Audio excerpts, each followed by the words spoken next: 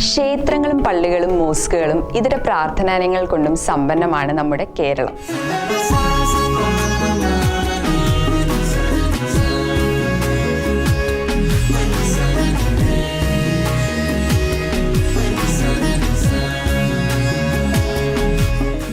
ജീവിത പ്രതിസന്ധികളിലും ദുഃഖങ്ങളിലുമൊക്കെ ആശ്വാസമാകുന്ന കേരളത്തിലെ പുണ്യസങ്കേതങ്ങളും അവിടുത്തെ പ്രത്യേകതകളും കഥകളുമൊക്കെ നിങ്ങൾക്ക് മുന്നിലെത്തിക്കുന്ന ഒരു പ്രോഗ്രാമാണ് പുണ്യദർശനം.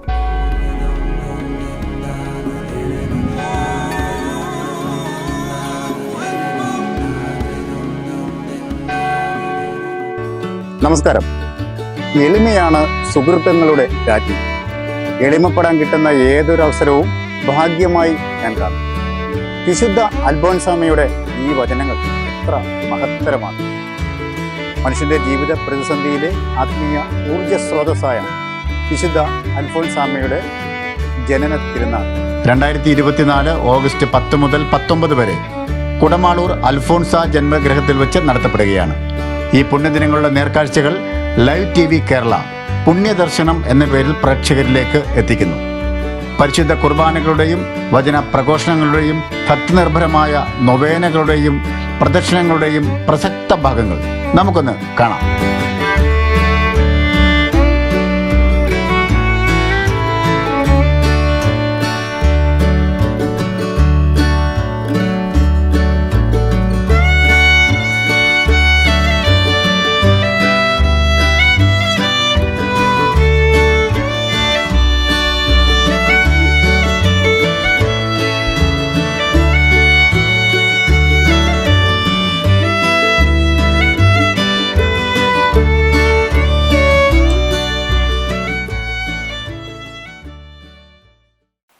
ഏറ്റവും പ്രിയപ്പെട്ടവരെ, നിങ്ങൾക്ക് എല്ലാവർക്കും ഏറെ സ്നേഹത്തോടെ വിശുദ്ധ അൽഫോൻസാമ്മയുടെ ജനന തിരുനാളിൻ്റെ മംഗളങ്ങൾ ആശംസിക്കുന്നു. സ്നേഹം, പ്രാർത്ഥന, സേവനം, സഹനം എന്നീ പുണ്യങ്ങളിലൂടെ വിശുദ്ധിയിൽ വളർന്ന വിശുദ്ധ അൽഫോൻസാമ്മയുടെ മാധ്യസ്ഥം നമ്മുടെ ഓരോരുത്തരുടെയും ജീവിതത്തിൽ ദൈവാനുഗ്രഹത്തിന് നിറവായിട്ട് കൂടെ ഉണ്ടായിരിക്കട്ടെ എന്ന് സെൻറ് തോമസ് ചുറ്റപ്പുഴ ആശുപത്രിയുടെ നാമത്തിൽ തിരുനാളിൻ്റെ മംഗളങ്ങൾ സ്നേഹപൂർവ്വം നേർന്നുകൊണ്ട് ആശംസിക്കുന്നു.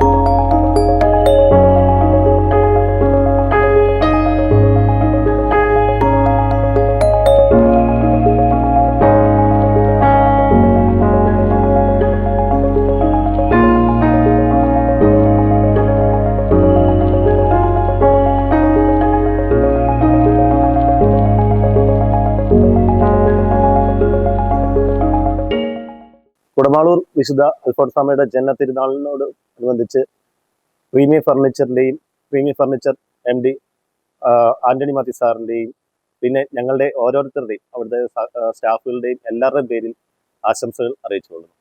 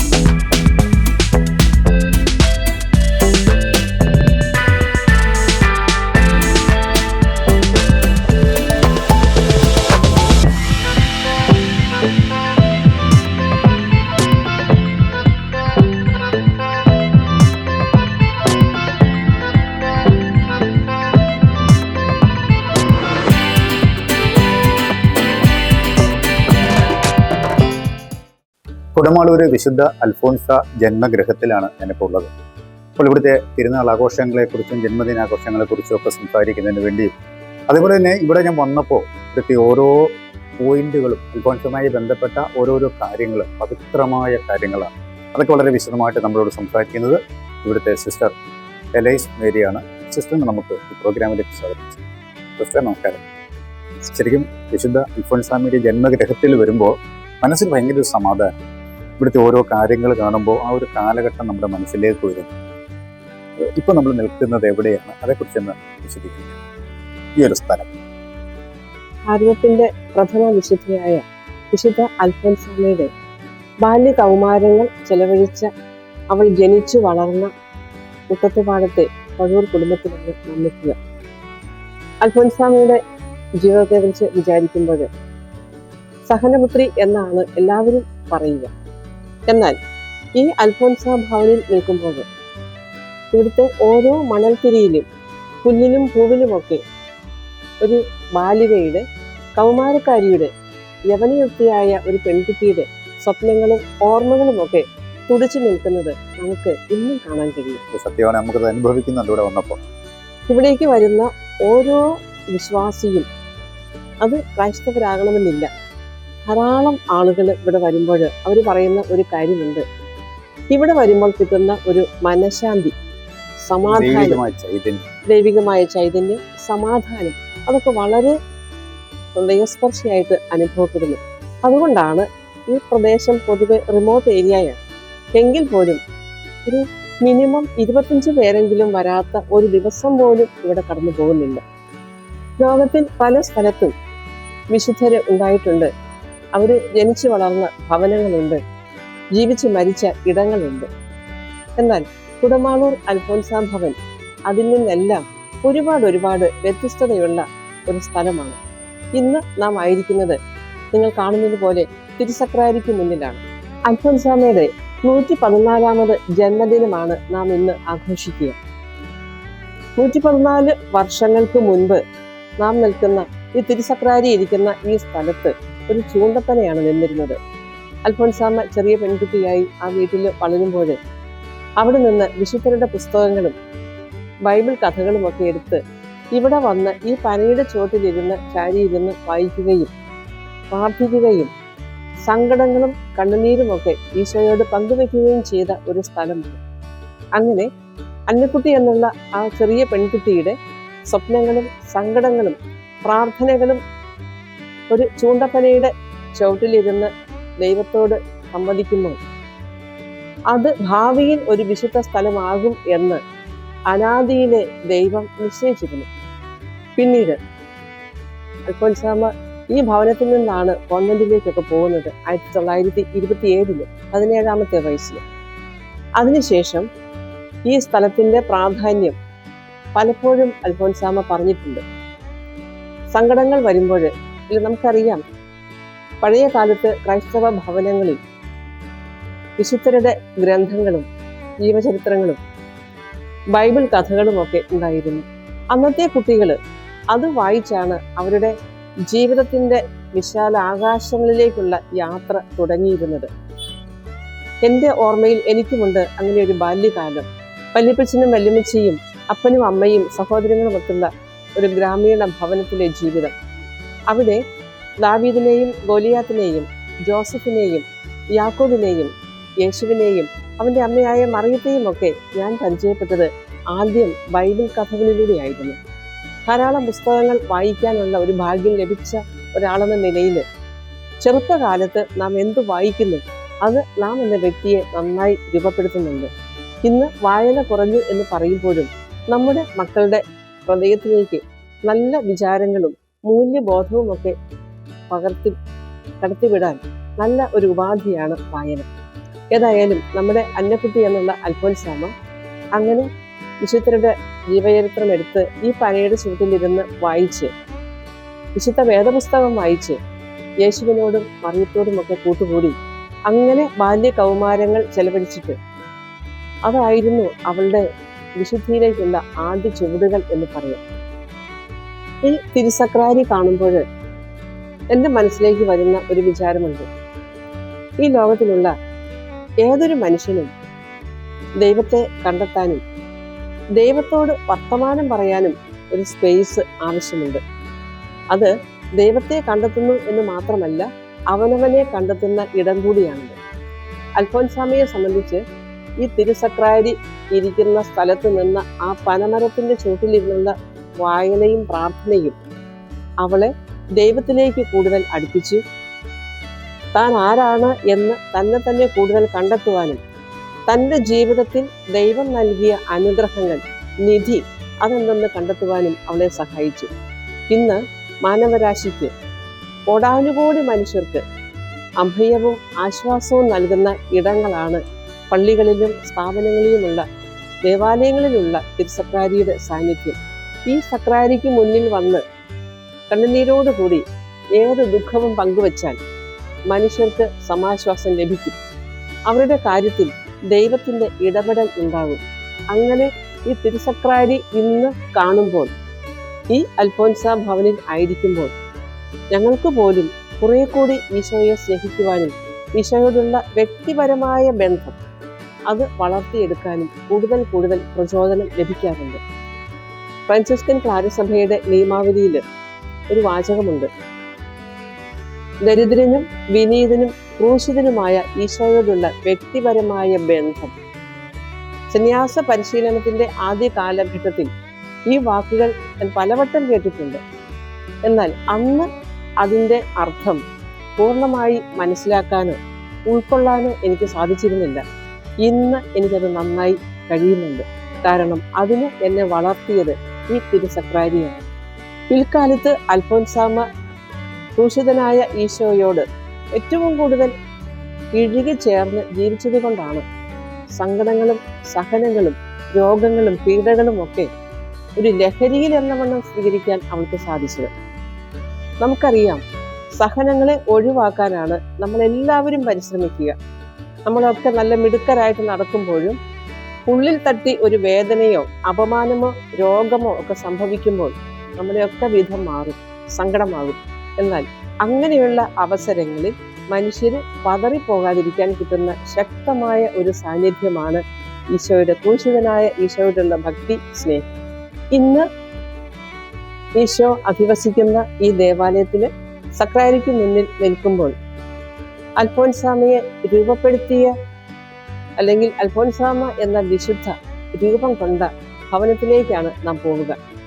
അവൾ എന്തായി തീർന്നു? ഒരു പനയുടെ ചുവട്ടിലിരുന്ന് പ്രാർത്ഥിച്ചിട്ട് ഭാവിയിൽ ഒരു വിശുദ്ധയായി തീർന്നു എന്ന് നമുക്കറിയാം. അപ്പോൾ ഈശോയോടുള്ള വ്യക്തിപരമായ ബന്ധം പിൽക്കാലത്തും അൽഫോൻസാമയ്ക്ക് നന്നായി മുന്നോട്ട് കൊണ്ടുപോകാനും എല്ലാ വേദനകൾക്കും അപ്പുറം ജീവിതത്തെ സന്തോഷത്തിലും സ്നേഹത്തിലും കൊണ്ടുപോകാനും ഈശോയോടുള്ള വ്യക്തിപരമായ ബന്ധം, സ്നേഹം, അതാണ് അൽഫോൻസാമയെ സഹായിച്ചത്, ശക്തിപ്പെടുത്തിയത്. നമുക്ക് ഇനി അൽഫോൻസാമ ജനിച്ചു വളർന്ന ഭവനത്തിലേക്ക് പോകാം.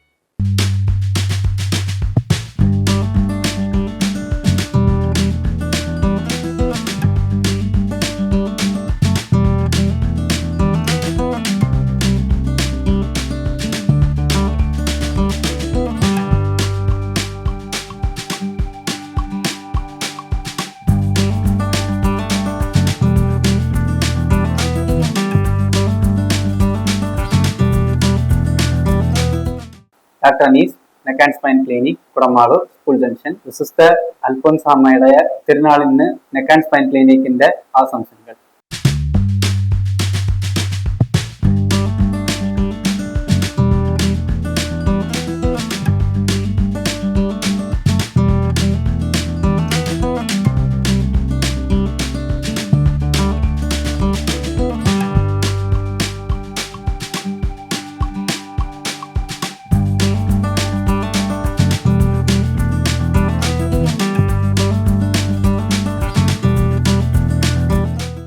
എൻ്റെ പേര് ഡിംപിൾ സിജി. ഞാൻ SH ബുക്ക് വേൾഡിൻ്റെ പ്രൊപ്പറേറ്ററാണ്. ചങ്ങനാശ്ശേരിയിലാണ് ഈ സ്ഥാപനം സ്ഥിതി ചെയ്യുന്നത്. നമ്മുടെ കടയിൽ കുട്ടികൾക്ക് ആവശ്യമായ എല്ലാ ബുക്കുകളും, academic, story books, novels, fictions, non fictions, Malayalam story books, പിന്നെ dictionary, medical, engineering books, BBA, MBA, nursing, അങ്ങനെ എല്ലാവിധ ബുക്കുകളും അവൈലബിൾ ആണ്. വിശുദ്ധ അൽഫോൻസാമ്മയുടെ ജന്മ തിരുനാളിന് SH ബുക്ക് വേൾഡിന്റെ എല്ലാവിധ ആശംസകളും നേരുന്നു.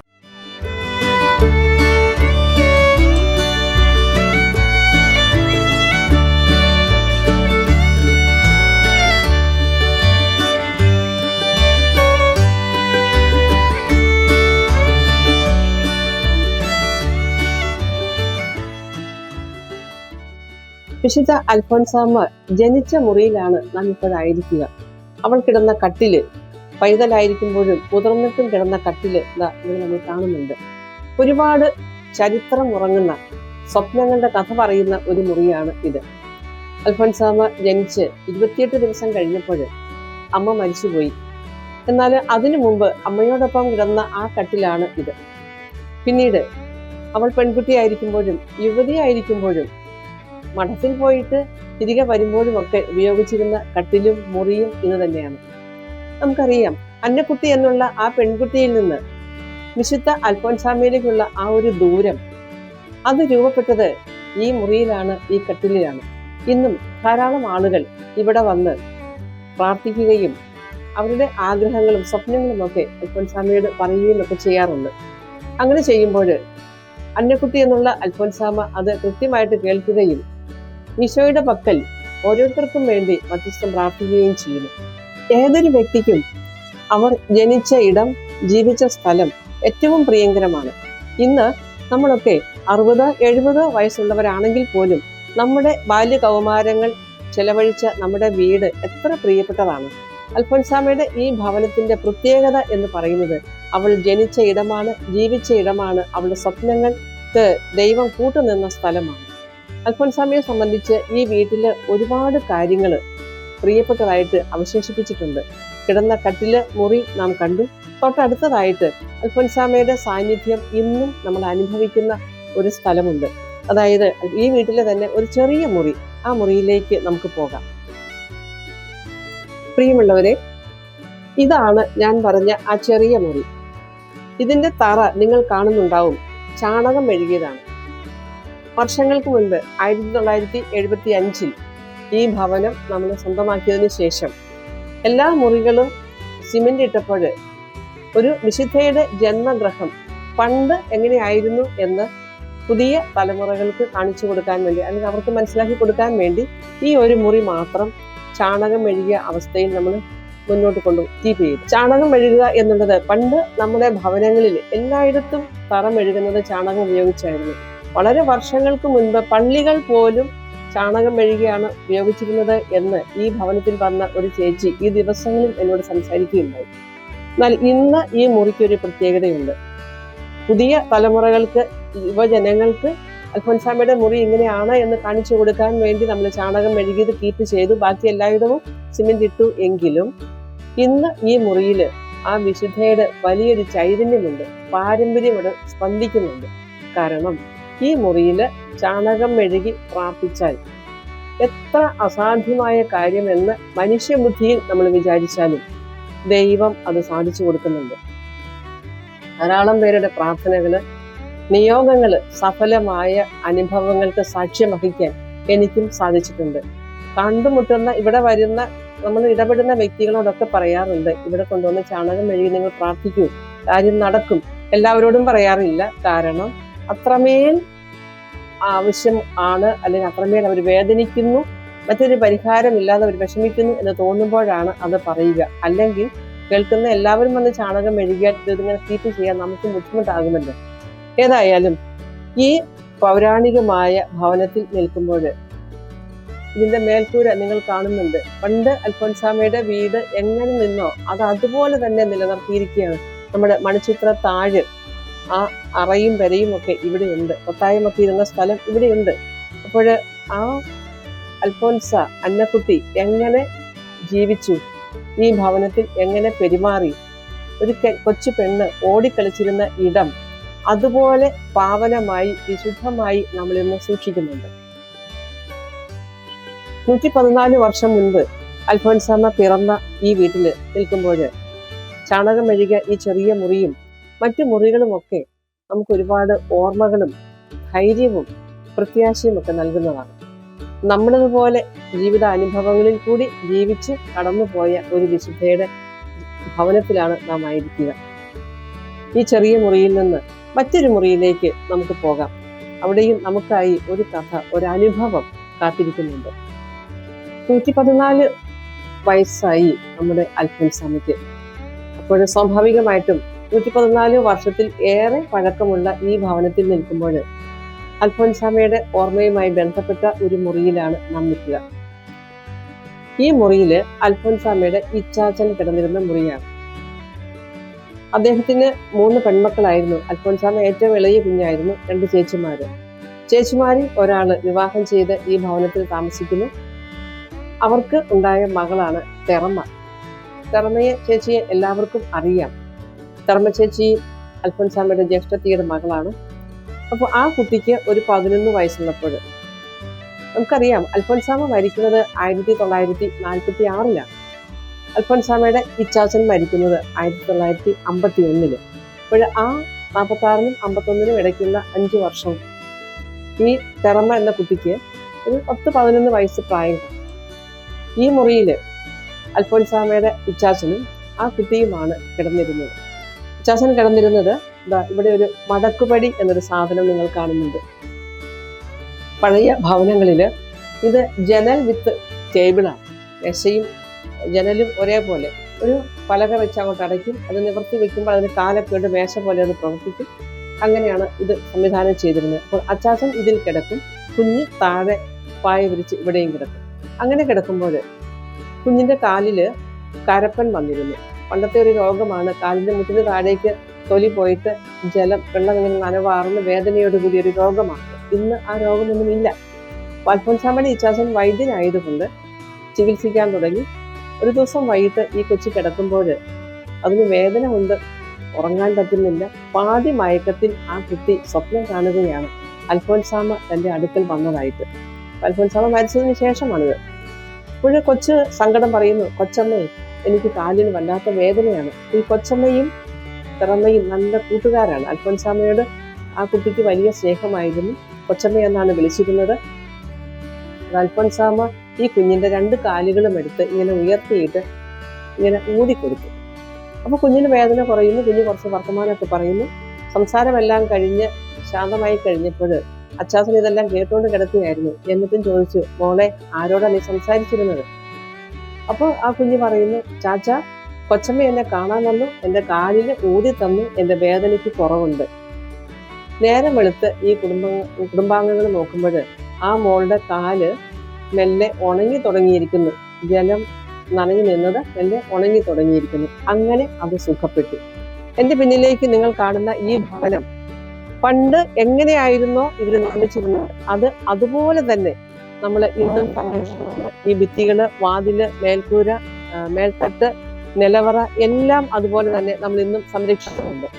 ഇങ്ങനെ അൽഫോൻസാമയുടെ ജന്മ സ്മരണകള്, ബാല്യകാല സ്വപ്നങ്ങള്, നിഷ്കളങ്കതകള് എല്ലാം അലിഞ്ഞിറങ്ങിയ ഈ ഭവനത്തിൽ നിൽക്കുമ്പോൾ നമുക്ക് ഓരോരുത്തർക്കും അത് നമ്മുടെ ബാല്യകാല അനുഭവങ്ങളിലേക്ക്, ആദ്യകാല സ്നേഹത്തിലേക്ക്, നിഷ്കളങ്കതകളിലേക്ക് നമ്മളെ കൂട്ടിക്കൊണ്ടു പോകുന്ന ഒരു ഓർമ്മയാണ്. ഏതൊരു വ്യക്തിയും പിറവിയിൽ ലഭിക്കുന്ന ആ ഒരു സ്മരണയിലേക്ക്, ശാന്തിയിലേക്ക്, സ്നേഹത്തിലേക്ക്, നന്മയിലേക്ക് മടങ്ങി വരേണ്ടതാണ്. അൽഫോൻസാമയുടെ ജന്മഗൃഹം അങ്ങനെ ചില ഓർമ്മകളാണ് നമുക്ക് നൽകുക.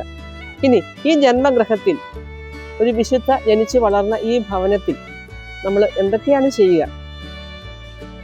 അൽഫോൻസാമ നിങ്ങൾക്കറിയാവുന്നതുപോലെ ഫ്രാൻസിസ്കൻ ക്ലാരസഭാ സമൂഹത്തിലെ ഒരു അംഗമായിരുന്നു. അതുതന്നെയും 200ാമത്തെ അംഗമാണ് അൽഫോൻസാമ. ഞങ്ങളുടെ ചരിത്രത്തില് 200ാമത്തെ വ്യക്തിയാണ്, സഭയിലെ 200ാമത്തെ വ്യക്തിയായിരുന്നു അൽഫോൻസാമ. ഇപ്പോൾ ഫ്രാൻസിസ്കൻ ക്ലാരസഭയുടെ കാരിസവും ചൈതന്യവും ഒക്കെ ജീവിച്ച് അൽഫോൻസ വിശുദ്ധയായപ്പോൾ ഇവിടെ താമസിക്കുന്ന ഞങ്ങള് ഈ ഭവനത്തെ എങ്ങനെ കാത്തു സൂക്ഷിക്കുന്നു, ഏത് ചൈതന്യത്തിൽ മുന്നോട്ട് കൊണ്ടുപോകുന്നു, ഒരുപാട് കാര്യങ്ങൾ ഇപ്പോൾ ഭവനത്തെ ഞാൻ പരിചയപ്പെടുത്തി.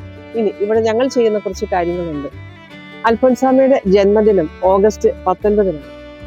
ഓഗസ്റ്റ് 10 മുതൽ 9 ദിവസത്തേക്ക് നൊവേന ചൊല്ലി പ്രാർത്ഥിച്ച് വിശുദ്ധ ബലി, സായാഹ്ന പ്രാർത്ഥന, നൊവേന ഒക്കെ ചൊല്ലി പ്രാർത്ഥിച്ച് 10-ാം ദിവസമാണ്, ഓഗസ്റ്റ് 19-നാണ് നമ്മൾ ജന്മദിനം ആഘോഷിക്കുന്നത്.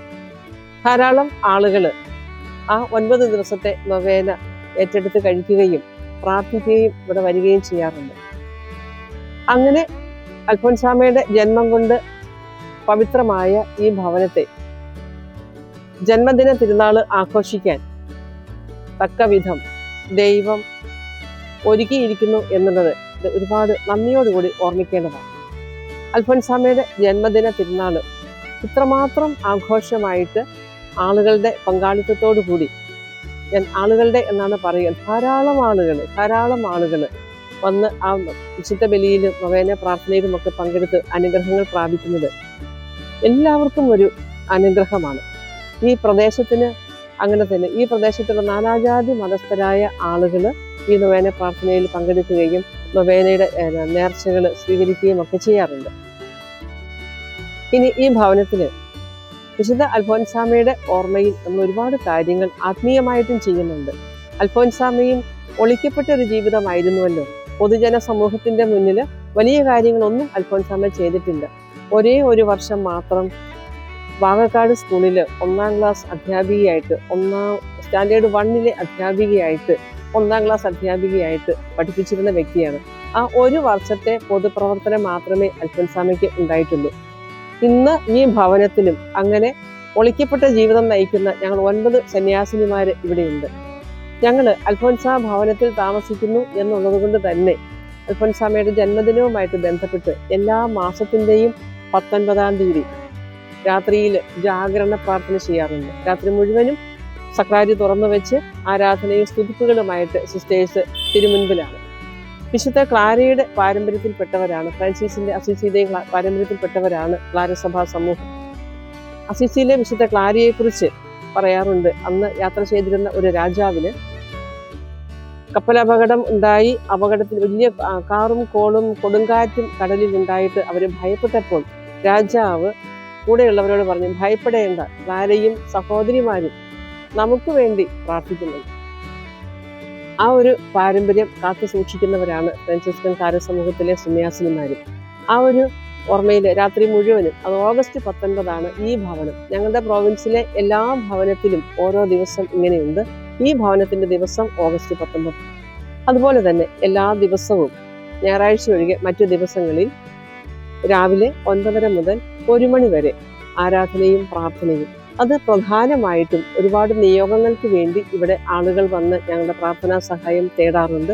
ആരാധന നടത്തണം എന്ന് പറഞ്ഞ് ചെറിയൊരു തുക ഏൽപ്പിക്കാറുണ്ട്.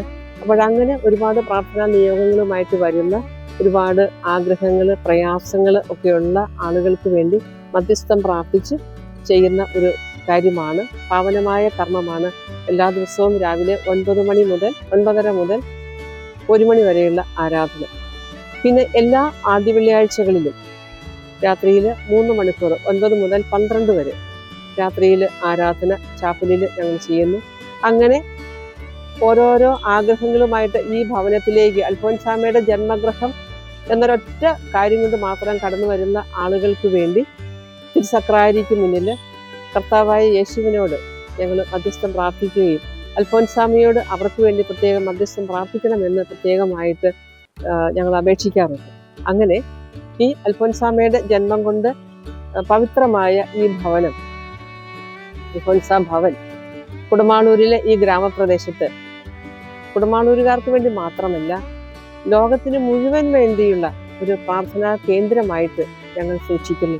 പ്രാർത്ഥനയുടെ വെള്ളരിപ്രാവുകൾ അൽഫോൻസാമ്മയുടെ ഓർമ്മയ്ക്കൊപ്പം സ്വർഗത്തിലേക്ക് ഞങ്ങൾ ഉയർത്തിവിടുന്നു. ഇവിടെയുള്ള ഓരോ പുല്ലും പൂവും മണൽത്തരിയും ഓരോ വൃക്ഷവും ഓരോ ഇലയുമൊക്കെ അൽഫോൻസാമ്മയുടെ ഓർമ്മകളിൽ ദൈവത്തെ മഹത്വപ്പെടുത്തുന്നു. അൽഫോൻസാമ്മയുടെ വീട്ടുകാര് വൈദ്യന്മാരായിരുന്നു എന്ന് ഞാൻ സൂചിപ്പിക്കുകയുണ്ടായി. അൽഫോൻസാമ്മയുടെ വീട്ടുകാരുടെ ഒരു കൂവള മരം ഇന്നും ഇവിടെ സൂക്ഷിച്ചു വെച്ചിട്ടുണ്ട്. അൽഫോൻസാമ്മയുടെ ബാല്യകാല സ്മരണകൾ നിറഞ്ഞു നിൽക്കുന്ന ഈ ഭവനത്തിലായിരിക്കുമ്പോൾ അൽഫോൻസാമ്മയുടെ ഓർമ്മ ഉണർത്തുന്ന കുറച്ച് കാര്യങ്ങൾ ഈ ഭവനത്തിൽ ഇപ്പോഴുമുണ്ട്, നൂറ്റാണ്ടിന് ശേഷവും. ഒന്ന് ഈ കാണുന്ന കൂവളമരമാണ്. അൽഫോൻസാമ്മയുടെ വീട്ടുകാര് വൈദ്യന്മാരായിരുന്നു എന്ന് നമുക്കറിയാം. ആ വീട്ടുകാരുടെ കൂവളം 10 വർഷം മുമ്പ് വരെ ഇവിടെ ഉണ്ടായിരുന്നു. 2015 ആ മരം നിലംപൊത്തി പോകുന്നത്. അതിൻ്റെ ചുവട്ടിൽ കിളിർത്തു വന്നതാണ് ഇന്ന് നിൽക്കുന്ന ഈ കൂവളമരം. അപ്പോൾ ആ ഒരു പാരമ്പര്യം ഇന്നും അത് തുടരുന്നു. അതുപോലെ തന്നെ നമുക്ക് അങ്ങോട്ട് നോക്കിയാൽ അവിടെ ഒരു കിണർ കാണുന്നുണ്ട്. അൽഫോൻസാമ്മയുടെ വീട്ടുകാരുടെ കിണറാണത്, അവർ ഉപയോഗിച്ചിരുന്ന കിണറാണ്. ആ കിണറ്റിലെ വെള്ളമാണ് തീർത്ഥാടകർക്ക് ഉപയോഗിക്കാൻ വേണ്ടിയിട്ട് നമ്മൾ പ്രത്യേകമായിട്ട് അവിടെ സജ്ജീകരിച്ചിട്ടുണ്ട്. അങ്ങനെ ഒരു വിശുദ്ധ ജനിച്ചു വളർന്ന ജീവിത പരിസരമാണ് നാം ഇവിടെ കാണുക. അവിടെ എവിടെ തിരിഞ്ഞു നോക്കിയാലും അവിടെയൊക്കെ ആ ഒരു കൊച്ചു പെൺകുട്ടി ബാല്യകാലം ചെലവഴിച്ച് പിന്നീട് 36 വയസ്സിൽ ഈ ലോകം വിട്ടു പോകുമ്പോഴേക്കും അവൾ വിശുദ്ധയായി. ഏതൊരു വ്യക്തിക്കും സാധാരണമായ ജീവിത സാഹചര്യങ്ങളിൽ നിന്ന് വളർന്ന് ഉയർച്ച നേടാമെന്നും വിശുദ്ധിയിലേക്ക് വരാമെന്നും അൽഫോൻസാമ്മ നമ്മെ ഓർമ്മിപ്പിക്കുന്നു. ഏതൊരു മനുഷ്യനും സാധാരണമായ ജീവിത സാഹചര്യങ്ങളിൽ നിന്ന് വിശുദ്ധിയിലേക്കും ഉന്നതിയിലേക്കും വരാമെന്നും ജീവിത വിജയം നേടാമെന്നും വിശുദ്ധമായ ജീവിതം നയിക്കാമെന്നും ഗ്രാമീണ സാഹചര്യങ്ങളിൽ ജനിച്ചു വളർന്ന വിശുദ്ധ അൽഫോൻസാമ്മ നമ്മെ ഓർമ്മിപ്പിക്കുന്നു.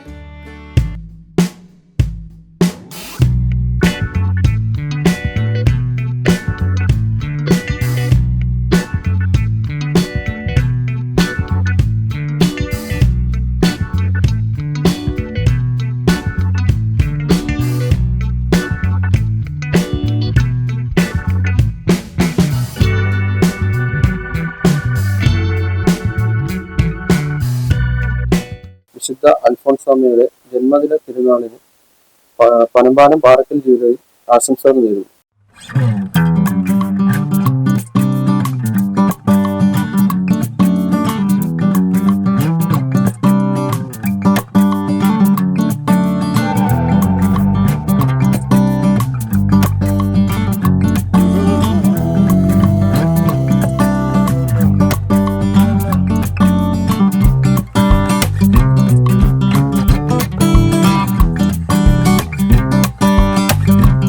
എൻ്റെ പേര് തമ്പി.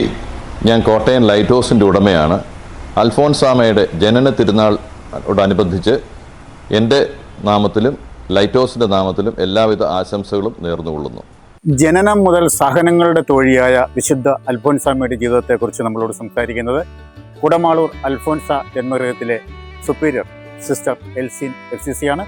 സിസ്റ്ററിൻ്റെ വാക്കുകളിൽ ഭാരതത്തിന്റെ പ്രഥമ വിശുദ്ധിയായ വിശുദ്ധ അൽഫോൻസാമ്മ 1910 ഓഗസ്റ്റ് 19 ജനിച്ചു. ജനിച്ച് അധികം കഴിയുന്നതിന് മുൻപേ അമ്മ മരണമടഞ്ഞു. പിതാവിൻ്റെയും വല്യമ്മയുടെയും കുടുംബാംഗങ്ങളുടെയും സ്നേഹപരിലാളനയിൽ അൽഫോൻസാമ്മ വളർന്നു വന്നു. അവരുടെ ഉപദേശങ്ങളും മാതൃകകളും തൻ്റെ ജീവിതത്തിൽ സ്വാംശീകരിച്ചു. അൽഫോൻസാമ്മ തൻ്റെ ജീവിതത്തിൽ എന്തൊക്കെ സംഭവിച്ചാലും അത് ദൈവതൃക്കരങ്ങളിൽ നിന്നും വരുന്നതാണെന്ന് ഉറച്ചു വിശ്വസിച്ചു. അതിനാൽ എന്തൊക്കെ സംഭവിച്ചാലും ഓടി ദൈവസന്നിധിയിലേക്ക് പോയിരുന്നു. ദൈവം എന്ന ന്യൂക്ലിയറിന് ചുറ്റുമായിരുന്നു അൽഫോൻസാമ്മയുടെ ചിന്തയും പ്രവർത്തനവും പ്രാർത്ഥനയും ഒക്കെ. ജീവിതത്തിൽ ഏറെ സാധ്യതകളും സഹനങ്ങളും ബുദ്ധിമുട്ടുകളും ഒക്കെ ഉണ്ടായപ്പോഴും അടിപതറാതെ വിശുദ്ധി തന്നെയായ ദൈവത്തോട് ചേർന്ന് നിൽക്കുവാൻ അൽഫോൻസാമ്മയ്ക്ക് സാധിച്ചു. താൻ എന്തായിരിക്കുന്നുവോ അത് ദൈവകൃപയാലാണെന്ന് അൽഫോൻസാമ്മ വിശ്വസിച്ചു. ശിശു സഹജമായ ഒരു സ്നേഹത്തോടെ ദൃഢമായ ഒരു ബന്ധം ദൈവത്തോടുണ്ടായിരുന്നു. അതുകൊണ്ട് ചെറിയ കാര്യങ്ങൾ പോലും അൽഫോൻസാമ്മ ഏറെ സ്നേഹത്തോടെ ചെയ്തിരുന്നു. അൽഫോൻസാമ്മ പറയാറുണ്ടായിരുന്നു, മാമോദീസായിൽ ലഭിച്ച വരപ്രസാദം ഒട്ടും നഷ്ടമാക്കാതെ ജീവിക്കുവാൻ ദൈവം ഇടവരുത്തിയെന്ന്. തൻ്റെ രോഗപീഠകളും സഹനങ്ങളും ഒക്കെ അൽഫോൻസാമ്മ ഈശോയുടെ പീഡാസഹനത്തോട് ചേർന്ന് സഹിച്ചു. പരാതിയോ പരിഭവമോ ഇല്ലാത്ത ഒരു ജീവിതം. ദൈവതൃക്കരങ്ങളിൽ നിന്നും ലഭിക്കുന്നതൊക്കെ സന്തോഷത്തോടെ അൽഫോൻസാമ്മ സ്വീകരിച്ചു. കേവലം 36 വർഷം മാത്രമേ അൽഫോൻസാമ്മ ജീവിച്ചിരുന്നുള്ളൂ എങ്കിലും ആ നാളുകൾക്കിടയിൽ ഒരു വിശുദ്ധിയാകാൻ കഴിഞ്ഞു. ചെറിയ ചെറിയ കാര്യങ്ങൾ അൽഫോൻസാമ്മ ഏറെ വിശ്വസ്തയോടെ ചെയ്തു.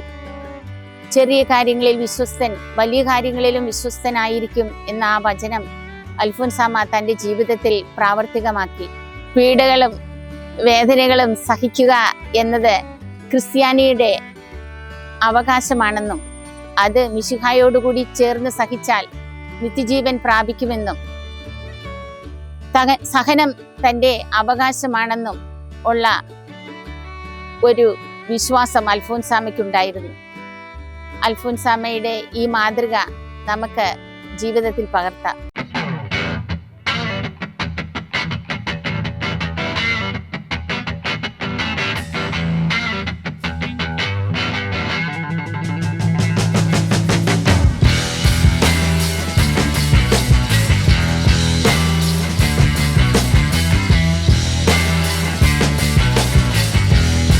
കുടമാളൂർ വിശുദ്ധ അൽഫോൻസാമയുടെ ജന്മദിന തിരുനാളിന് ഈ സദേൺ ബർണിംഗ് ഹൗസിൻ്റെയും എസ്&എസ് അസോസിയേറ്റ്സിൻ്റെയും എല്ലാവിധ ആശംസകളും.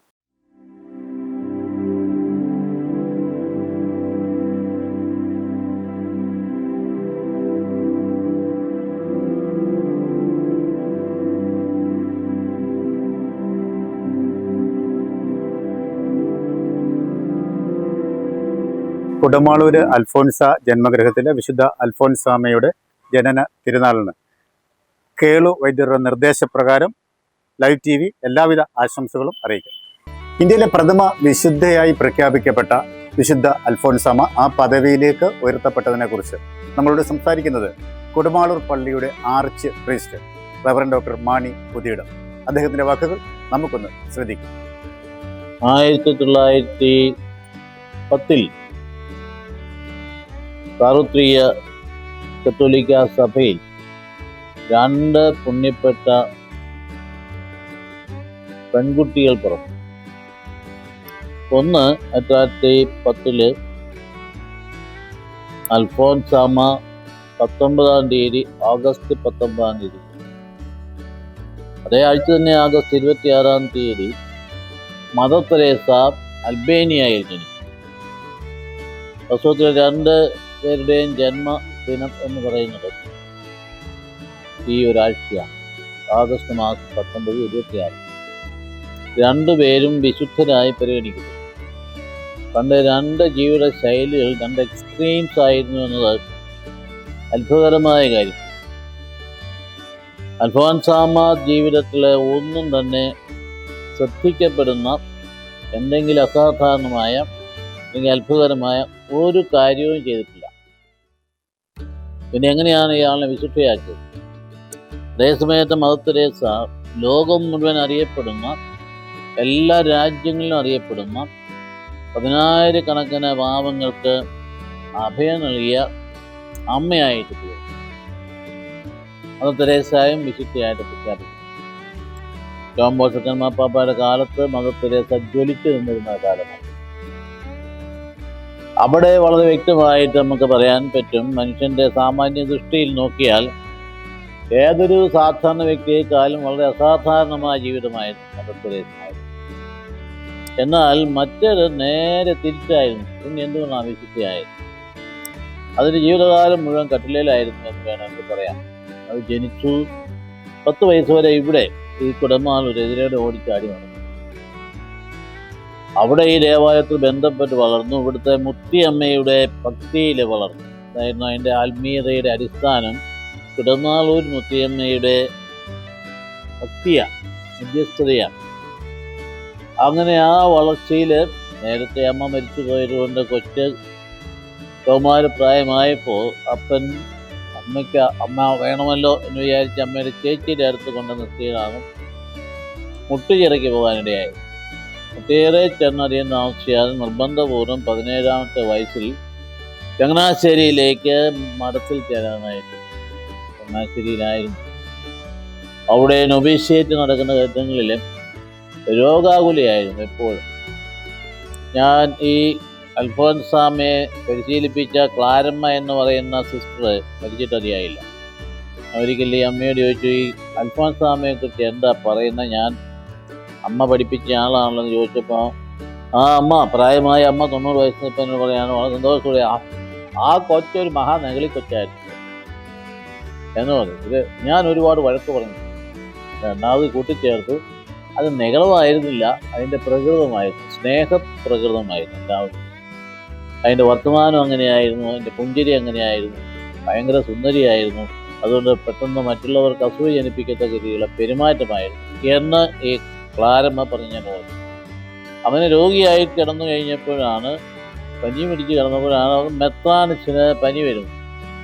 കാളാശ്ശേരി പിതാവ് അന്ന് ഇന്നത്തെ ചങ്ങനാശ്ശേരി രൂപത എന്ന് പറയുന്നതല്ല അന്ന് ഇന്നത്തെ കാഞ്ഞിരപ്പള്ളിയും ഇന്നത്തെ പാലായും ഇന്നത്തെ എറണാകുളം രൂപതയുടെ തന്നെ കുറേയേറെ ഭാഗങ്ങളും ഒക്കെ ഉൾപ്പെടുന്ന ചങ്ങനാശ്ശേരി അതിലുള്ളത്. അപ്പം അതുകൊണ്ട് ഈ മെത്രാൻ ദൂരെ യാത്ര ചെയ്യേണ്ടത്. അപ്പോൾ ഇങ്ങനെ കട്ടിലേക്ക് കിടന്നുകൊണ്ട് പ്രാർത്ഥിച്ചു, കർത്താവേ ആ പനി എനിക്ക് തന്നേര്. അതായത് മേലധ്യക്ഷന് മെത്രാനിച്ചിന് പനി വന്ന് കട്ടിലേക്ക് കിടന്നാൽ ഒരുപാട് മറ്റുള്ളവർക്ക് നഷ്ടം വരും, അതുകൊണ്ട് അത് ഞാൻ തന്നേര്, ഞാനിവിടെ ഏതായാലും കിടക്കാൻ സഹിച്ചോളാം എന്ന് പറയുകയും ആ പനി ട്രാൻസ്ഫർ ചെയ്തു എന്നുള്ളതാണ് ഒരു സത്യം. അത് പിതാവ് അറിയുകയും കാളാശ്ശേരി പിതാവ് മനസ്സിലാക്കുകയും ചെയ്തുകൊണ്ട് ഈ കൊച്ചിന് നന്ദി പറഞ്ഞ് കത്തെഴുതി. ഒരു ചരിത്ര സംഭവമാണ്. അതുപോലെ ജീവിച്ചിരിക്കുന്ന കുഞ്ഞു പ്രായത്തിലെ മധ്യസ്ഥത്തിൻ്റെ ശക്തി ഉണ്ടായിരുന്നു. ഈ രോഗിയായതുകൊണ്ട് മറ്റു സിസ്റ്റേഴ്സ് പറഞ്ഞു, ഇതിനെ വെച്ചുകൊണ്ടിരുന്ന എന്നാ ചെയ്യും, സഭയ്ക്ക് ഭയങ്കരമായ ബാധ്യതയായി തീരും, അതെല്ലാ കാലത്തും ചികിത്സിച്ച് പണം ഉണ്ടാക്കി തീരും എന്നെ പറഞ്ഞ് വീട്ടിൽ വിട്ടേക്കാണ് തീരുമാനമെടുത്തു. എന്നെ പറഞ്ഞ് വീട്ടിൽ വിട്ടാൽ തീരുമാനമെടുത്ത പിതാവ് പറഞ്ഞു, കാളാശ്ശേരി പിതാവ് പറഞ്ഞു, വേണ്ട വേണ്ട, അവളെ വിടണ്ട, അവൾ മരിക്കുകയാണെങ്കിൽ മഠത്തിൽ തന്നെ കിടന്ന് മരിച്ചോട്ടെ എന്ന് പറഞ്ഞ്. അങ്ങനെ ആ ഘട്ടങ്ങളിൽ TTC ചങ്ങനാശ്ശേരിയിൽ നിന്ന് പാസ്സായി. പക്ഷെ അന്ന് അധ്യാപക അന്ന് ഈ സ്കൂളൊന്നുമില്ല, കുടമാളൂർ സ്കൂൾ ഉണ്ടായിട്ടില്ല. അപ്പം അന്ന് വാകക്കാട് എന്ന് പറയുന്ന സ്ഥലത്താണ് സ്കൂളുള്ളത്. അത് പാലാരൂപത. അന്ന് പാലാരൂപത ഉണ്ടായിട്ടില്ല, ചങ്ങനാശ്ശേരിയിലാണ്. അപ്പോൾ ആ കാലഘട്ടങ്ങളിൽ വാകക്കാട്ടേക്ക് പോസ്റ്റ് ചെയ്തു അധ്യാപികയായിട്ട്. പക്ഷെ ഒരു വർഷം പഠിപ്പിച്ചു, തളർന്നുപോയി. പിന്നീട് പഠനകാലത്ത് അടുത്ത മഠത്തിൽ വന്ന് താമസിച്ചു. അവിടെയാണ് പിന്നീട് മരിക്കാനിടയായത്. വാസ്തവത്തിൽ അത് എന്തുകൊണ്ടാണ് വിശുദ്ധിയായെന്ന് ചോദിച്ചാൽ അതിൻ്റെ ഉള്ളു മുഴുവൻ സ്നേഹം കൊണ്ട് നിറഞ്ഞിരുന്നു. അത് അതിഭയങ്കരമായ തീവ്രമായ ഈശോയിലുള്ള സ്നേഹം, ദൈവത്തിലുള്ള സ്നേഹമായിരുന്നു. അത് കാൽവരി മലയിൽ പീഡാസ കഴിച്ച് മരിച്ചു തൻ്റെ ആ അരുമനാഥൻ, പ്രാണനാഥൻ, ദൈവത്തിൻ്റെ പുത്രൻ എന്നുള്ള ചിന്ത അതിനലട്ടിയിട്ട് അതിനോടൊത്ത് ചേർന്നുകൊണ്ട് എനിക്കും ആ സഹനത്തെ കാഴ്ചവെക്കണമെന്ന് ഉള്ളിൽ വിളിയുണ്ടായി. അതുകൊണ്ട് അത് സഹനത്തെ സ്നേഹത്തിൻ്റെ ആവിഷ്കാരമായിട്ട് കണ്ടു. കുരിശ് തന്നെ അങ്ങനെയാണല്ലോ. ദൈവത്തിനും മനുഷ്യരുള്ള സ്നേഹത്തിൻ്റെ പൂർണ്ണമായ ആവിഷ്കാരമാണ് കുരിശെന്നുള്ളത്. കുരിശെന്ന് പറഞ്ഞാൽ സ്നേഹത്തിൻ്റെ പ്രതീകമാണ്. മറ്റും വിചാരിക്കുന്ന പോലെ വലിയ സഹിക്കാമല്ലാത്ത വേദനയുടെ അല്ല, അത് ഭയങ്കരമായ സ്നേഹത്തിൻ്റെ ആവിഷ്കാരം. അതുകൊണ്ട് ആ സ്നേഹം ഈ കൊച്ചു ഏറ്റെടുത്തുകൊണ്ട് ഏത് സഹനവും ആ സ്നേഹത്തിൽ ഉൾക്കൊള്ളാനായിട്ട്. അതുകൊണ്ട് എല്ലാവരും സ്നേഹിക്കുന്ന ഒരു രീതിയിലേക്ക് വളർന്നു. ഒരിക്കൽ ഈ കിടന്ന ഈ ആ കട്ടിൽ നിന്ന് രാത്രിയിൽ സിസ്റ്റേഴ്സ് പ്രാർത്ഥിക്കാനായിട്ട് ചാപ്പലിൽ പോയ അവസരത്തിൽ എല്ലാവരും കൂടെ പോയിരിക്കുകയാണ്. അപ്പോൾ ഇവിടെ കള്ളൻ കയറിയപ്പോൾ കട്ടിലിൽ ഈ കൊച്ചു കിടപ്പുണ്ട്, സിസ്റ്റർ കിടക്കുകയാണ്. കള്ളനിഞ്ഞ് കയറി വന്നു കഴിഞ്ഞപ്പോഴത്തേക്കും പെട്ടെന്ന് ഷോക്കായിട്ട് കിടന്ന് ഉറക്കെ പറയുക, എൻ്റെ പൊന്നു കള്ള, കള്ളനെ വിളിച്ച അങ്ങനെ, എൻ്റെ പൊന്നു കള്ള, നീ പെട്ടെന്ന് പൊക്കോ, നീ ഇവിടെ എങ്ങാനും നിന്നാൽ സിസ്റ്റർ പ്രാർത്ഥന കഴിഞ്ഞ് വന്നാൽ അവർ നിന്നെ ഇടിച്ച് ചമ്മന്തിയാകും, അതുകൊണ്ട് നീ പെട്ടെന്ന് പൊക്കോ, എനിക്കൊന്നും തരാനായിട്ട് ഒന്നുമില്ല, എനിക്ക് തരാനാകെ എൻ്റെ ഒരു പുതപ്പുണ്ട്, നീ ഇത് കൊണ്ടുപോക്കോ. അപ്പോൾ അങ്ങനെ അത് കള്ളനെ പോലും സ്നേഹിച്ചിരുന്നു എന്നുള്ളതാണ് ആ സ്നേഹത്തിൻ്റെ പ്രത്യേകത. കൊടുക്കാനുള്ളത് വേണം, എടുത്തുകൊണ്ട് പോയിക്കോ, കള്ളൻ നീ ഇത് കൊണ്ടുപോക്കോ, നീ തല്ലുകൊള്ളരുത് കണ്ടോ. അപ്പോൾ ആ കള്ളൻ തല്ലുകൊള്ളരുതെന്നുള്ളതായിരുന്നു അതിൻ്റെ ഉള്ളിൽ കിടന്നത് ചിന്ത. അപ്പം അങ്ങനെയുള്ള ചിന്തയെ വ്യാപരിക്കുമ്പോൾ പകൽ ഘട്ടങ്ങളിലൊക്കെ കുട്ടികൾ ഓടി വരുമായിരുന്നു. അവർ വന്ന് ചാമ്പയ്ക്ക അവർക്ക് വലിയ ഇഷ്ടമാണ്, മടക്കുന്നുണ്ട് ചാമ്പ കിട്ടും. അപ്പോൾ എങ്ങനെയെങ്കിലും ചാമ്പയ്ക്ക പറിക്കാൻ വേണ്ടി അവർ വിഷമിക്കുന്നത് കണ്ടുകൊണ്ട് അമ്മ പറഞ്ഞു, ചേട്ടാ ഞാൻ പറിച്ച് വെച്ചേക്കാം, നിങ്ങൾ വരുമ്പം തരാം. അപ്പം അങ്ങനെ എന്ത് ചെയ്തു, അമ്മ കുഞ്ഞുങ്ങളുടെ സ്നേഹത്തെ, വട്ടം ചുറ്റുന്ന കുഞ്ഞുങ്ങളുടെ സ്നേഹത്തെ പ്രതി ചാമ്പങ്ങ പറിപ്പിച്ച് കാത്തിരിക്കും പിള്ളേർ വരാൻ. പിള്ളേർ വരുമ്പോൾ പറയും, പക്ഷേ ഒരു കണ്ടീഷനുണ്ട്, ഓരോ ചാമ്പങ്ങ തരണമെങ്കിൽ ഇത്ര സുഹൃതങ്ങൾ ചെല്ലിയിരിക്കും ഈശോയിൽ, അങ്ങനെയാണെങ്കിൽ തരാം. അപ്പം അങ്ങനെ ആ കുട്ടികളെ ആധ്യാത്മികരെ പരിശീലിപ്പിച്ച ഒരു വഴി തെളിഞ്ഞതാണ് മിഷൻ ലീഗ് എന്ന് പറഞ്ഞ പ്രസ്ഥാനം ഉണ്ടാകാനിടയായത്. കാരണം ആ കുട്ടികളിൽ ഒരാളായിരുന്നു PC എബ്രഹാം പല്ലാട്ട് എന്ന് പറയുന്ന ആൾ, കുഞ്ഞേട്ടൻ എന്നറിയപ്പെടുന്ന ആൾ മരിച്ചുപോയി. അദ്ദേഹം ഇങ്ങനെയൊക്കെ അവരായിരുന്ന പിള്ളേരിൽപ്പെട്ടവരും. അപ്പം അതിലൂടെ ഒരുപാട് ഹൃദയങ്ങളിലേക്ക്, കുഞ്ഞുങ്ങളുടെ ഹൃദയങ്ങളിലേക്ക് ഈ ആത്മീയ ചൈതന്യം പകരാനായിട്ട് ആ കട്ടിലെ കിടപ്പ് പ്രയോജനപ്പെട്ടു. അതുകൊണ്ട് തന്നെ ഈ അമ്മയുടെ മൃതസംസ്കാര വേളയിൽ ആരാ ഉണ്ടായിരുന്നത്? പെരുമഴയായിരുന്നു. ഇപ്പോൾ 35 പേരെ ഉണ്ടായിരുന്നു. അപ്പോൾ അന്ന് ഈ പെരുമഴയത്ത് മൃതസംസ്കാരം നടക്കുമ്പോൾ അന്ന് പറഞ്ഞ ചരമപ്രസംഗത്ത് റോമുളൂസ് അച്ഛനാണ് CMA സെക്രട്ടറി. അദ്ദേഹം പറഞ്ഞ ഇതാണ്: ഈ കിടക്കുന്ന കൊച്ചയ്ക്ക്, ഈ കന്യാസ്ത്രീയുടെ ആത്മാവും മനസ്സും എന്തെന്ന് അറിഞ്ഞിരുന്നുവെങ്കിൽ, ആളുകൾ അറിഞ്ഞിരുന്നുവെങ്കിൽ, ഇവിടെ ഈ ഇന്ത്യയിലെ മുഴുവൻ മെത്രാന്മാരും കർദിനാളന്മാരും ഇവിടെ വരുമായിരുന്നു എന്ന് പറഞ്ഞു. അദ്ദേഹത്തിന് മാത്രമേ അറിയുള്ളൂ, അതുപോലെ കുമ്പസാരക്കാരൻ. ഇതാരാണ്, എന്താണ്, ഈ കൊച്ചാരാണ് ഈ കിടക്കുന്നത് അറിഞ്ഞിരുന്നെങ്കിൽ എന്ന് അന്ന് പറഞ്ഞു. അതൊരു പ്രവചനമായിരുന്നു. അതുകൊണ്ടാണ് ഇപ്പം നോക്കിയേ എത്രയാണ് ഇന്ത്യയിലെ സർവ്വ കർദിനാളന്മാരും എല്ലാം വന്നുകൊണ്ടിരിക്കുന്നത്.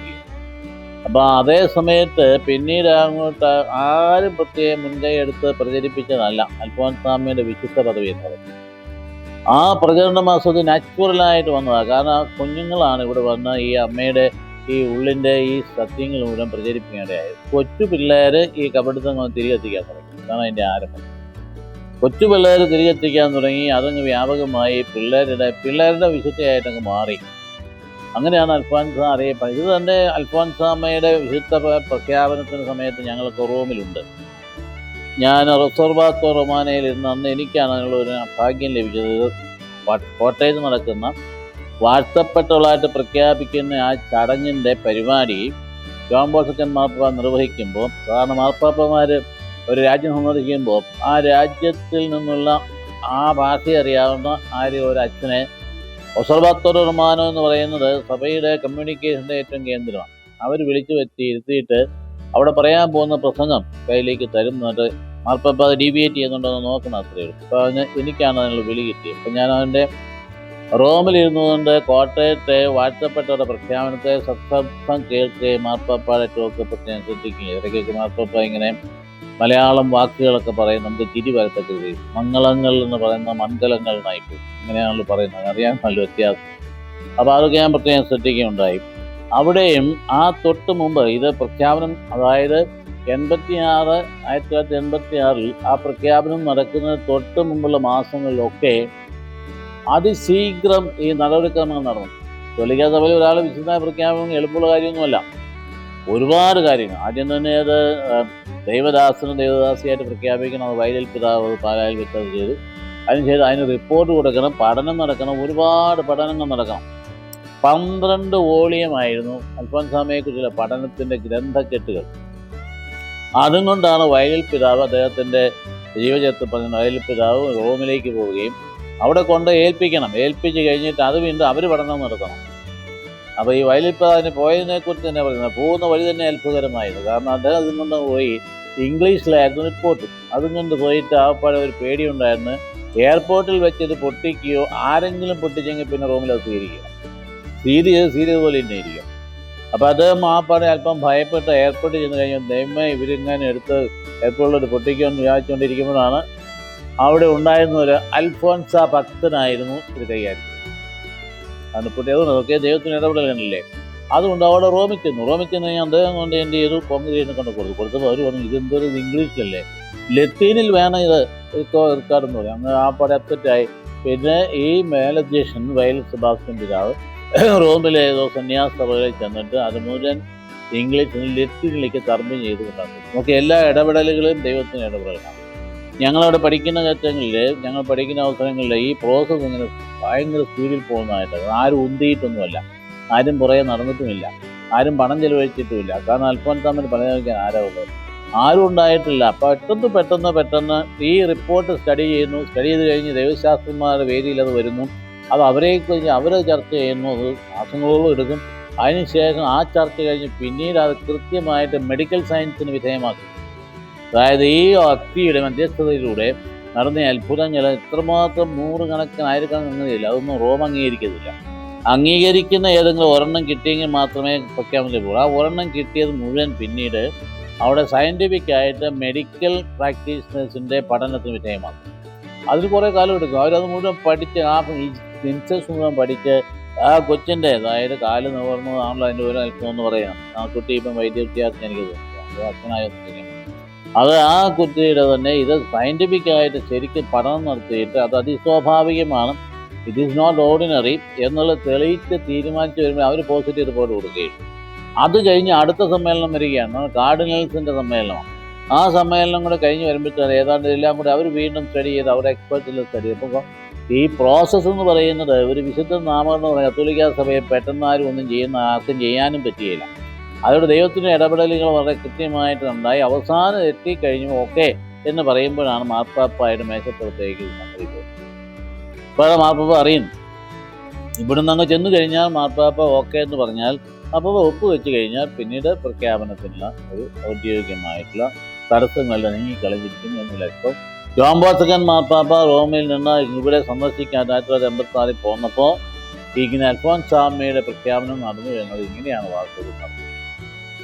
അപ്പോൾ അതുകൊണ്ട് അതേ സംബന്ധിച്ച് ഞാൻ മനസ്സിലാക്കുന്നത് വിശുദ്ധയുടെ പ്രത്യേകത. ഇന്ന് നമ്മൾ വിചാരിക്കുന്നത് ചിലപ്പോൾ കരിസ്മാറ്റിക് പ്രബോധകരൊക്കെ പ്രോസ്പെരിറ്റി ഗോസ്പൽ പ്രസംഗങ്ങൾ കേട്ടിട്ടുണ്ടാകും. അതായത് നിങ്ങളുടെ രോഗം സൗഖ്യമുണ്ടാകും, നിങ്ങൾ അത്ഭുത ശാന്തി കൈവരിക്കും, അതുപോലെ നിങ്ങൾ ഇന്ന തരത്തിൽ പേരുവാനാണെങ്കിൽ നിങ്ങൾക്ക് മക്കൾക്ക് ജോലി കിട്ടും, അല്ലെങ്കിൽ വീസ കിട്ടും, അങ്ങനെ ഇങ്ങനെയെന്നൊക്കെ പറഞ്ഞുകൊണ്ട് പ്രോസ്പെരിറ്റി ഗോസ്പൽ അമിതമായി സഭയിൽ സ്വാധീനിച്ചു. അതുകൊണ്ടാണ് ഈ ജനം എല്ലാം ഓടിക്കൂടാനിടയായത്. വേറെ കരിസ്മാറ്റിക് കൺവെൻഷനുകളിലും ഈ ജനം കൂടാൻ കാര്യം എന്നാണ് രോഗശാന്തിയുടെ ഭയങ്കരമായ പ്രചരണമാണ്. അത് നേരെ വിപരീതമാണ് അൽഫോൻസാമ്മയുടെ മെസ്സേജ്. കണ്ടോ ആ മെസ്സേജിൻ്റെ റിലവൻസ് കണ്ടില്ലേ? രോഗശാന്തിക്ക് വേണ്ടി കൂട്ടിക്കൂടുന്നവരുടെ മുമ്പിൽ രോഗമിഞ്ഞ തന്നേരെ എന്ന് പറഞ്ഞ് കിടക്കുന്ന പുണ്യവരെ ഇവിടെ കാണും. ഇപ്പൊ രോഗശാന്തിയല്ല പാപശാന്തിയാണിവിടെ. ഇതാണ് അതിൻ്റെ പ്രധാനപ്പെട്ട സന്ദേശം. അതുകൊണ്ട് രോഗശാന്തിയല്ല അൽഫോൻസാമ്മയുടെ വലിയ അത്ഭുതകരമായ. ഇപ്പോൾ അൽഫോൻസാമ്മയുടെ മന്ദിരത്തിന് രോഗശാന്തിക്ക് വേണ്ടി നടക്കുന്നത്, പക്ഷേ അതിന് നേരെ എതിരാണ് അൽഫോൻസാമ്മ പറയുന്നത്. അതുകൊണ്ടാണ് അൽഫോൻസാമ്മ ഭക്തർക്ക് കൂടുതൽ അടുത്ത് കഴിഞ്ഞാൽ കൂടുതൽ ഉത്സവം ഉണ്ടാകാൻ പറയുന്ന കാര്യം ഇതാണ്. അൽഫോൻസാമ്മ പറയുന്നതല്ലോ എല്ലാ രോഗങ്ങളും സഹനങ്ങളും അത് കർത്താവിൻ്റെ കുരിശിലെ പീഡാനുഭവത്തിൻ്റെ ഭാഗമാണ്. അത് വിശ്വാസത്തോടെ ഏറ്റെടുക്കുന്നവർക്ക് അവരുടെ ജീവിതത്തിൽ സന്തോഷവും സമൃദ്ധിയും ഉണ്ടാകും. അതുകൊണ്ട് അതാണ് അത്യാവശ്യമായിട്ടുള്ളത്. അല്ലാതെ അത്ഭുതകരമായ അൽഫോൻസാമ്മയ്ക്ക് പോകുമ്പോൾ ഇഷ്ടപ്പെടുമെന്ന് തോന്നുന്നു ഇപ്പം കാണുന്ന ഈ പ്രക്രിയകൾ. കാരണം അമ്മയുടെ പേരിൽ അത്ഭുത രോഗശാന്തിക്ക് വേണ്ടി നടക്കുന്നു, അല്ലെങ്കിൽ മറ്റത്ഭുതം നടക്കാൻ വേണ്ടി, ഇതൊക്കെ പേരിൽ നടക്കുന്ന ഒരു പോപ്പുലർ ഡിവോഷനാണ്. അൽഫോൻസാമ്മയുടെ അന്തസത്തയിലേക്ക് ചെല്ലുമ്പോൾ അത് നേരെ തിരിച്ചാണ്. മനുഷ്യൻ്റെ ജീവിതത്തിൻ്റെ അനുദിന അനുഭവങ്ങളിലെ വൈരുദ്ധ്യാത്മികമായ രോഗങ്ങളും പീഡകളും തകർച്ചകളും മാനസികമായിട്ട് വെപ്രാളങ്ങളും ഉത്കണ്ഠകളും ഭയങ്ങളും ഒപ്പം തന്നെ സാമ്പത്തിക തകർച്ചകളും ഒക്കെ ഇത് ദൈവസ്നേഹത്തിൻ്റെ പ്രതിഫലം അംഗീകരിച്ചുകൊണ്ട് അത് ഏറ്റെടുത്ത് മുൻപോട്ട് പോയി ധീരമായ വിശ്വാസ പ്രഖ്യാപനം നടത്താനാണ് അൽഫോൻസാമ്മ പറയുന്നത്. അല്ലാതെ തളർന്നു പോകാൻ ഇന്നത്തെ പിള്ളേരെ പോലെ വിഷമം ഉണ്ടായി കഴിഞ്ഞാൽ ഉടനെ തൂങ്ങിച്ചത്തേക്കാം, പാനും കെട്ടി തൂങ്ങിച്ചെന്ന് വെച്ചാൽ ഇതിനൊക്കെ നേരെ വിപരീതമായിട്ടുള്ള ഒരു മെസ്സേജാണ് ഏറ്റവും റിലവൻ്റ് ഈ കാലഘട്ടത്തിലുള്ളതാണ് അൽഫോൻസാമ്മയുടെ ജീവിതത്തിൻ്റെ സന്ദേശം എന്ന് പറയുന്നത്. ഇതെല്ലാവരും പ്രചരിപ്പിക്കേണ്ടതാണ്. പക്ഷേ അത് മുഴുവൻ മൂടൽമഞ്ഞ് പോലെ മൂടിക്കളയുന്നുണ്ട് ഇപ്പോഴത്തെ ഭക്തന്മാരുടെ. ഇങ്ങനെ ഭക്തി മൂത്തിട്ട് അങ്ങോട്ടോ അൽഫോൻസാമ്മ മധ്യത്തിൽ പിന്നെ അത്ഭുതം ഇത് ചുമ്മാ വെറുതെ അൽഫോൻസാമ്മയുടെ ജീവിതത്തിൻ്റെ പറഞ്ഞാൽ ഇത് മറച്ചു കളയുന്ന, ശരിയായ ജീവിതത്തിൻ്റെ തെളിമ നഷ്ടപ്പെടുത്തുന്ന പോക്കാണ് നമ്മുടേത്. ശരിയായ ജീവിതത്തിൻ്റെ തെളിമ എന്ന് പറയുന്നത് എൻ്റെ ജീവിതത്തിൽ അമ്മയോട് പ്രാർത്ഥിക്കേണ്ടത് എന്താണ്? എൻ്റെ അമ്മയുടെ ജീവിതത്തിൽ കിട്ടിയ എല്ലാ വേദനകളും അമ്മ സന്തോഷവും സ്വീകരിച്ചല്ലോ, ഒരു പരാതിപ്പെട്ടില്ലല്ലോ. ഒന്ന് പോയി കഴിയുമ്പോൾ അടുത്ത് തന്നേക്കാനല്ലേ പറഞ്ഞേ.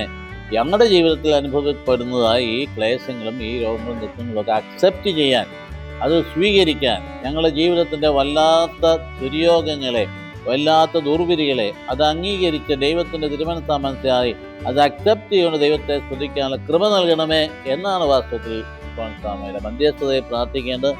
അതാണ് അത് ശരിയായിട്ടുള്ള ഒരു ചൂണ്ടുപലക.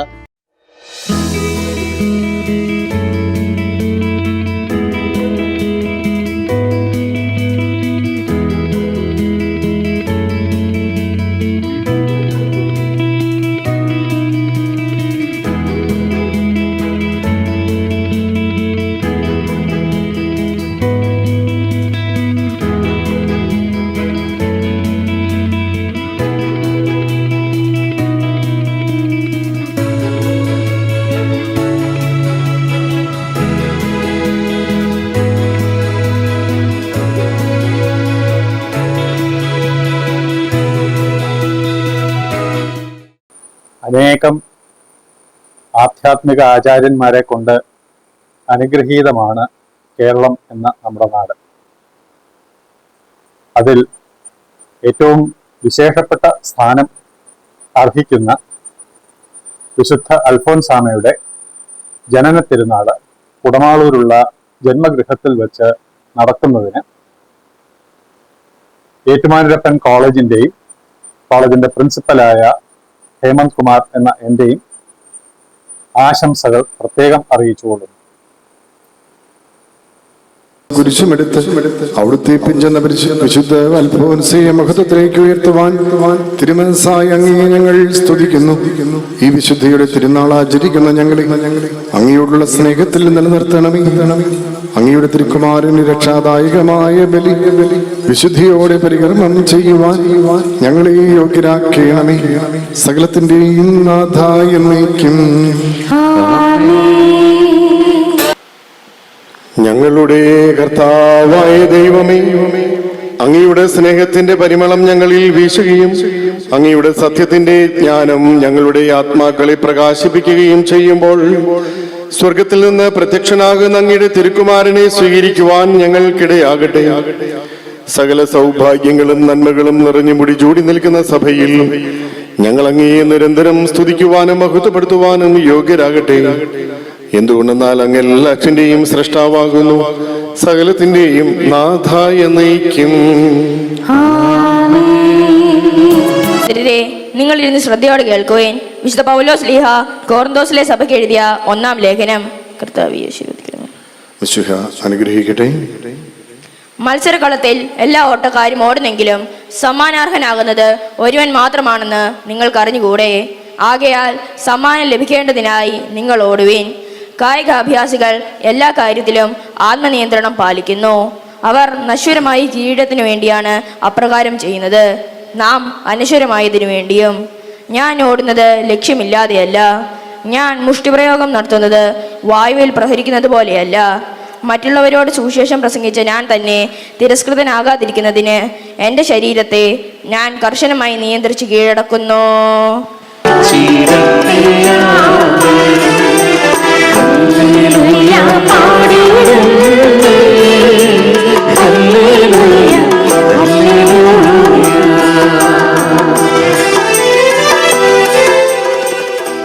നമുക്ക് ശ്രദ്ധാപൂർവം പരിശുദ്ധ സുവിശേഷം ശ്രവിക്കാം.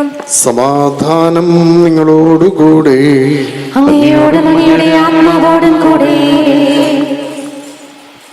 വിശുദ്ധ മർക്കോസ് അറിയിച്ച നമ്മുടെ കർത്താവ് യേശു മിശിഹായുടെ പരിശുദ്ധ സുവിശേഷം.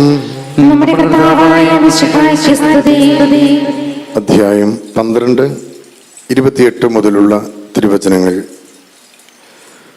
ഒരു നിയമജ്ഞൻ വന്ന് അവരുടെ വിവാദം കേട്ടു. അവൻ നന്നായി ഉത്തരം പറയുന്നുവെന്ന് മനസ്സിലാക്കി അവനോട് ചോദിച്ചു, എല്ലാറ്റിലും പ്രധാനമായ കൽപ്പന ഏതാണ്? യേശു പ്രതിവചിച്ചു, ഇതാണ് ഒന്നാമത്തെ കൽപ്പന. ഇസ്രായേലേ കേൾക്കുക, നമ്മുടെ ദൈവമായ കർത്താവാണ് ഏക കർത്താവ്.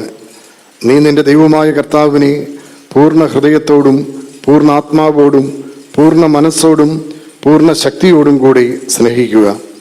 രണ്ടാമത്തെ കൽപ്പന, നിന്നെപ്പോലെ തന്നെ നിന്റെ അയൽക്കാരനെയും സ്നേഹിക്കുക. ഇവയേക്കാൾ വലിയ കൽപ്പനയൊന്നുമില്ല. നിയമജ്ഞൻ പറഞ്ഞു, ഗുരു, അങ്ങ് പറഞ്ഞത് ശരി തന്നെ. അവിടുന്ന് ഏകനാണെന്നും അവിടുന്നല്ലാതെ മറ്റൊരു ദൈവമില്ലെന്നും അവിടുത്തെ പൂർണ്ണ ഹൃദയത്തോടും പൂർണ്ണ മനസ്സോടും പൂർണ്ണ ശക്തിയോടും കൂടെ സ്നേഹിക്കുന്നതും തന്നെപ്പോലെ തന്നെ അയൽക്കാരനെ സ്നേഹിക്കുന്നതും എല്ലാ ദഹനബലികളെയും യാഗങ്ങളെയും കാൾ മഹനീയമാണെന്നും അങ്ങ് പറഞ്ഞത് സത്യമാണ്. അവൻ ബുദ്ധിപൂർവം മറുപടി പറഞ്ഞു എന്ന് മനസ്സിലാക്കി യേശു പറഞ്ഞു, നീ ദൈവരാജ്യത്തിൽ നിന്നും അകലെയല്ല. പിന്നീട് യേശുവിനോട് ചോദ്യം ചോദിക്കുവാൻ ആരും ധൈര്യപ്പെട്ടില്ല.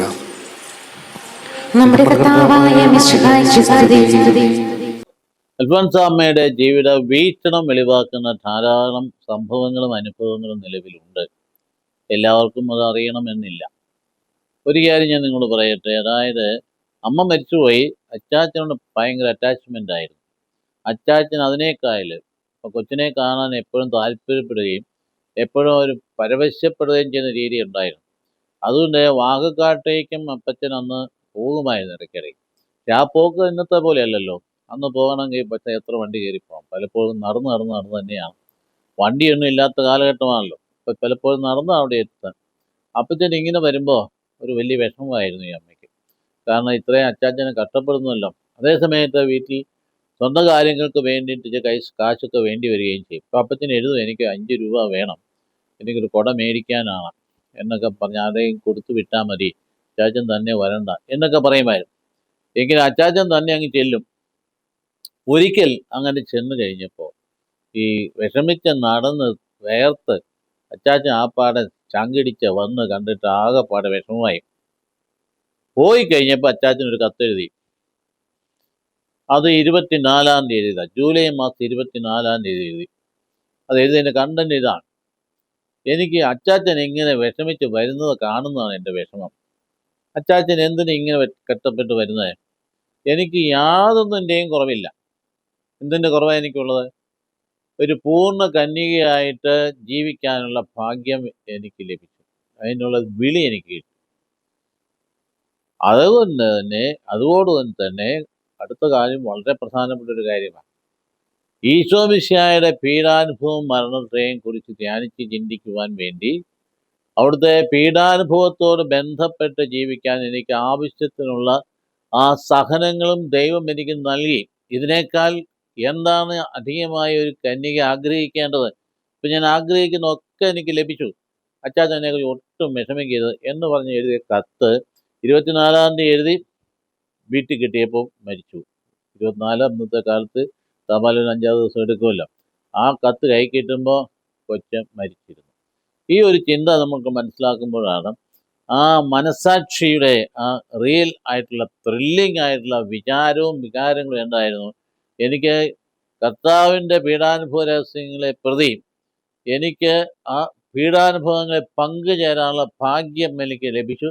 ഇതിനേക്കാൾ അധികമായിട്ട് എന്താണ് ഞാൻ ആഗ്രഹിക്കേണ്ടത്? അതുകൊണ്ട് അച്ചാച്ചൻ എന്നെക്കുറിച്ച് ഒട്ടും വിഷമിക്കരുത് എന്ന് പറഞ്ഞ് ആ എഴുത്ത് കൺക്ലൂഡ് ചെയ്തു. ആ എഴുത്ത് അവിടെയുണ്ട്. നിങ്ങൾ അൽഫോൻസാമ്മയുടെ ജന്മഭവനത്തിൽ, കൊടമാളൂർ അൽഫോൻസാമ്മയുടെ ജന്മഭവനത്തിൽ ചെന്നാൽ അവിടെ ഭംഗിയായിട്ട് ഫ്രെയിം ചെയ്ത് വെച്ചിട്ടുണ്ട്. അത് വാസ്തവത്തിൽ ജീവിത വീക്ഷണം പ്രകടമാക്കുന്ന മനോഹരമായിട്ടുള്ള ഒരു കത്താണ്. അതുപോലെ ധാരാളം കത്തുകൾ ഉണ്ട്. അതുകൊണ്ട് അൽഫോൻസ ജന്മഗൃഹത്തിൽ തന്നെയാണെങ്കിൽ അത് തന്നെ ഒരു സാക്ഷ്യമാണ്.